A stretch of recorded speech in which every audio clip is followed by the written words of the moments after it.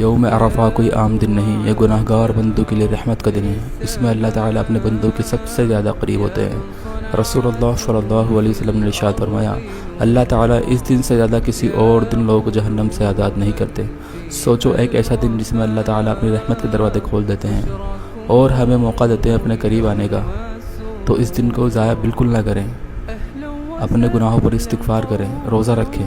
یوم عرفہ کے روزے سے گزشتہ ایک سال اور آنے والے ایک سال کے گناہ معاف ہو جاتے ہیں۔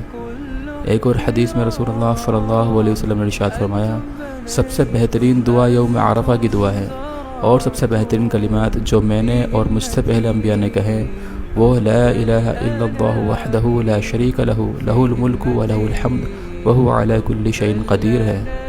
تو اس کلمے کا بھی اہتمام کریں اور اللہ تعالیٰ سے کثرت سے دعا کریں، کیا پتہ اللہ تعالیٰ اس دن کی برکت سے ہمارے گناہوں کو معاف کر دیں۔ اللہ حافظ۔